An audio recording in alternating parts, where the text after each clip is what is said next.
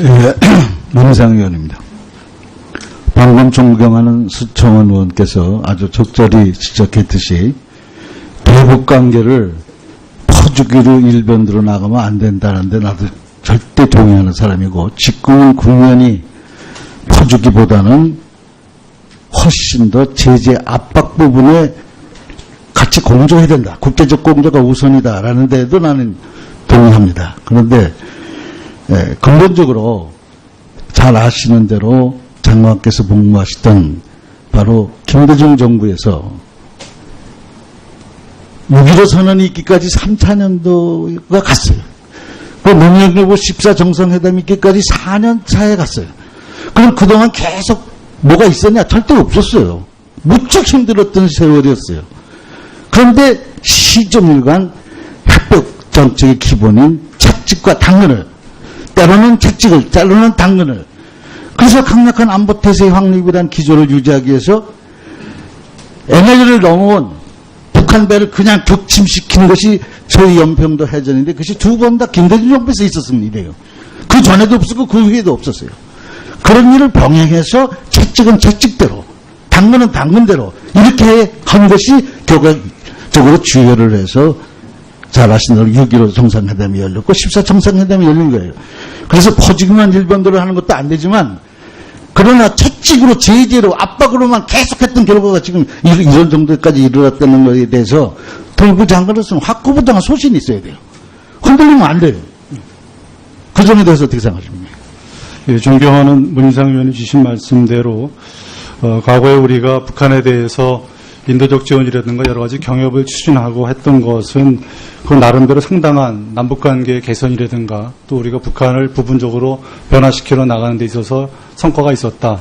그런 것을 지금 저희가 북핵 문제 해결하는 데 있어서도 충분히 저희가 활용해 나갈 수 있는 그런 부분이 있다, 이렇게 인식을 하고 있습니다. 네, 외교부 장관께 여쭙겠습니다. 한미 정상회담 G20, G20 정상회담 11일간의 외교 일정은 전 이렇게 생각합니다. 한국이 코리아 패싱이라는 오명을 벗고 코리아 이니시아티브에 대한 국제적 지지를 받게 된 쾌거다, 이렇게 평가합니다. 그간의 정상회담의 공백을 일거에 해결했다, 이렇게도 생각합니다. 더구나 문재인 정부 출범 2달 만에, 참 2달이라는 것은 어린아이로 보면 애기입니다, 애기. 그리고 장관 취일 며칠 만이었습니까? 며칠, 열흘도 안 됐죠? 네, 취임한 지 오늘이 3주 넘은 네. 것 같습니다. 네.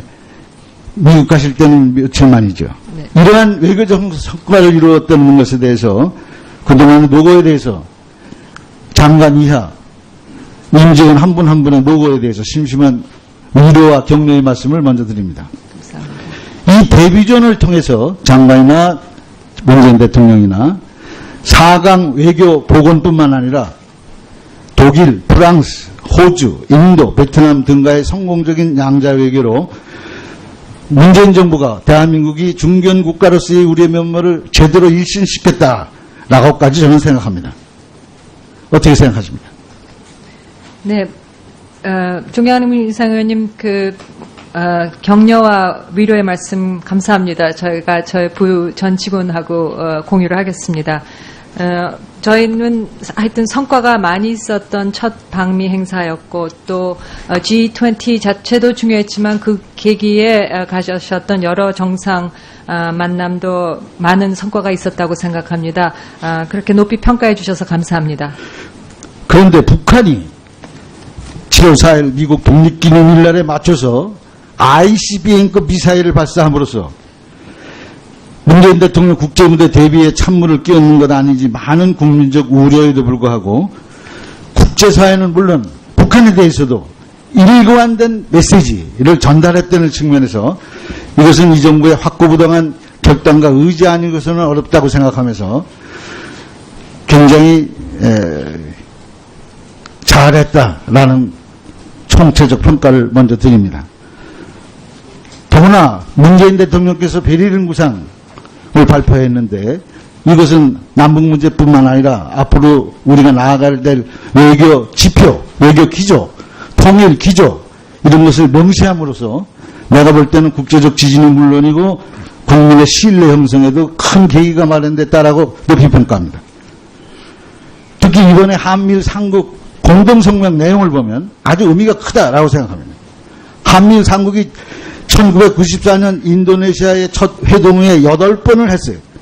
그런데 그 협의 내용을 정리한 것이 대체로 공동 발표문이나 언론 발표문이었어요. 근데 이번만 특별하게 공동성명의 형식을 취하고 있어요. 이거는 역사적인 사건이라고 저는 생각합니다. 내용도 북한 문제 해법으로 미국과 일본 측에서 거론되고 있는 군사적 옵션 대신 평화적 해결 원칙을 이끌어내는 건 큰 성과라고 생각합니다. 또 하나는 남들은 이건 소홀히 여길지 모르겠는데 중국과 러시아의 대화 협상을 주장을 하고 있는데 이 러시아와 중국을 상대로 해서 이 3.1국이 한미일 3국이 적극적 압박을 촉구했다는데 의견을 일치했다는 점을 봤을 때 이것은 한국이 이니시티브를 지을 수도 있겠다라고 기대하는데 장관 의견은 어떻습니까? 네, 저희가 그 다양한 형태의 그 다양한 그 상대를 두고 결국은 이 북핵 미사일 문제의 최전선에 있는 게 저희입니다. 그래서 저희가 하는 평가와 저희가 하는 구상에 대해서 미국은 물론이고 전 세계가 귀를 기울이고 듣고 있음을 저희가 이번 G20 정상에서 여러 그 양자회담을 통해서 느낄 수가 있었습니다. 그리고 대다수 정상들께서 저희의 그런 입장에 대해서 적극 지지를 해주겠다. 그 나름대로 할 수 있는 일을 다 하겠다. 이런 반응을 얻어냈습니다. 예. 그런데 좀 한 가지 의문되는 것은 공동성명입니다. 한미일 공동성명. 북한이 발사한 미사일을 표현하기를 대륙간 사거리를 갖춘 탄도미사일 이렇게 했어요. ICBM 이러지 않고요. 이것은 중국과 러시아가 지금 주장하는 유엔 결의안에 반대하면서 러시아가 특히 주장했던 ICBM이 아니다. 중거리 탄도미사일이다. 이런 주장이 맞았다는 것을 합의한 것입니까? 유엔 안보리 차원의 대북 제재 강화에 어떤 영향이 있을 것이라고 생각합니다. 그 7월 4일 발사된 탄도미사일을 정확히 ICBM이냐 아니냐 그 규정하는 그 기술적인 문제에 대해서는 한미가 계속 분석을 하고 있고 정보를 공유하고 있습니다. 그렇지만 그 이름에 상관없이 이것이 북한 미사일 능력에 있어서 상당한 진전이었다 하는 데 있어서는 다 공동된 인식을 하고 있고 거기에서 그것을 기본으로 안보리 내에서 논의가 되고 있는 것으로 알고 있습니다. 그러니까 ICBM이라고 말 못할 무슨 그런 저간의 사정이 있는가요? 네, ICBM이라고 단정하기 위해서는 사거리 확보도 중요하지만 그 재진입 기술을 획득을 했느냐. 근데 그 부분을 증거를 찾는 게 상당히 어려운 부분입니다. 왜냐하면 이것이 떨어진 다음에 팩트입니까? 정략적 개념입니까? 일단은 기술적인 차원에서 좀 더 팩트로 기술. 네, 기술적인 차원에서 조금 더 분석이 있어야 할 것 같고요. 그다음에 사실 이것을 어떻게 정의하느냐에 따라서 그 외교적인 함의가 많이 있는 것이기 때문에 그런 면에 있어서도 그 미국하고는 물론이고요. 안보리 내에서 많은 얘기가 있을 것으로 생각됩니다. 예. 어쨌거나 제일 중요한 것은 이 시점에서 북한을 협상 테이블로 나오게 하는 것이라고 생각합니다. 이번 G20 회의를 계기로 해서 미국, 일본, 그리고 중국, 러시아가 같이 대결하는 양상으로 신냉전 시대의 도래라는 말까지 나오는 그런 상황입니다. 대화 기조가 더 어려워졌다라고 보는 시각이 있는데 어떻게 생각하십니까? 네, 아까도 말씀드렸듯이 그 미국, 중국, 러시아, 일본 그리고 우리는 물론이고요. 목적이 같습니다. 그것은 북핵의 완전한 폐기이고 그 목적을 향해서 가는 데 대해서 방법론에 있어서 서로 그 초점을 맞추는데 약간의 차이가 있다고 생각합니다. 이것을 가지고 뭐 신냉전 구도다 이렇게 말하는 것은 좀 무리가 있는 것 같습니다. 다음 달 마닐라에서 아세안 지역 안보 포럼 있죠? 그렇습니다. 이것이 남북 회동의 가능성이 높죠?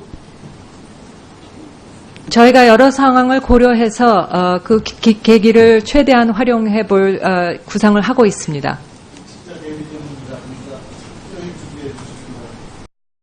코리아 이니시아티브에 대한 국제적 지지를 받게 된 쾌거다.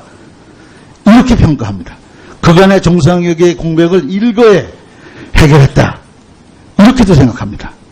더구나 문재인 정부 출범 2달 만에, 참 2달이라는 것은 어린아이로 보면 애기입니다, 애기.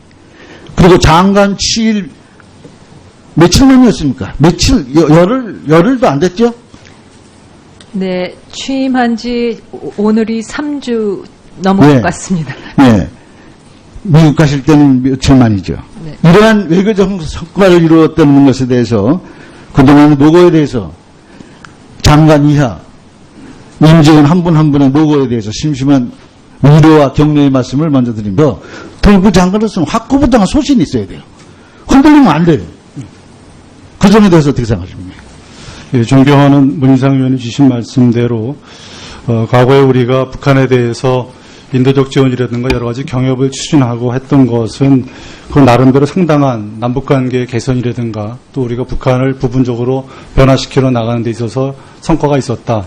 그런 것을 지금 저희가 북핵 문제 해결하는 데 있어서도 충분히 저희가 활용해 나갈 수 있는 그런 부분이 있다 이렇게 인식을 하고 있습니다. 네. 외교부 장관께 여쭙겠습니다. 한미 정상회담 G20, G20 정상회담 11일간의 외교 일정은 전 이렇게 생각합니다. 한국이 코리아 패싱이라는 오명을 벗고 이 데뷔전을 통해서 장관이나 문재인 대통령이나 4강 외교 복원뿐만 아니라 독일, 프랑스, 호주, 인도, 베트남 등과의 성공적인 양자 외교로 문재인 정부가 대한민국이 중견 국가로서의 우리의 면모를 제대로 일신시켰다라고까지 저는 생각합니다. 어떻게 생각하십니까? 네, 존경하는 문희상 의원님 격려와 위로의 말씀 감사합니다. 저희가 저희 부유 전 직원하고 공유를 하겠습니다. 저희는 하여튼 성과가 많이 있었던 첫 방미 행사였고 또 G20 자체도 중요했지만 그 계기에 가셨던 여러 정상 만남도 많은 문희상 의원입니다. 방금 존경하는 수청원 의원께서 아주 적절히 지적했듯이 대북 관계를 퍼주기로 일변으로 나가면 안 된다는데 나도 절대 동의하는 사람이고 직공은 국면이 퍼주기보다는 훨씬 더 제재 압박 부분에 같이 공조해야 된다. 국제적 공조가 우선이다라는 데에도 나는 동의합니다. 그런데 근본적으로 잘 아시는 대로 장관께서 복무하시던 바로 김대중 정부에서 6.15 선언이 있기까지 3차년도가 갔어요. 그 노무현정부 14 정상회담이 있기까지 4년 차에 갔어요. 그럼 그동안 계속 뭐가 있었냐? 절대 없었어요. 무척 힘들었던 세월이었어요. 그런데 시종일관 협력 정책의 기본인 채찍과 당근을, 때로는 채찍을, 때로는 당근을, 그래서 강력한 안보 태세의 확립이라는 기조를 유지하기 위해서 NLL을 넘어온 북한 배를 그냥 격침시킨 것이 소위 연평도 해전인데 그것이 두 번 다 김대중 정부에서 있었습니다. 이래요. 그 전에도 없었고 그 후에도 없었어요. 그런 일을 병행해서 채찍은 채찍대로, 당근은 당근대로 이렇게 한 것이 결과적으로 주요를 해서 잘 아시는 대로 6.15 정상회담이 열렸고 14 정상회담이 열린 거예요. 그래서 퍼지기만 일본대로 하는 것도 안 되지만 그러나 채찍으로 제재로 압박으로만 계속했던 결과가 지금 이런 정도까지 이르렀다는 것에 대해서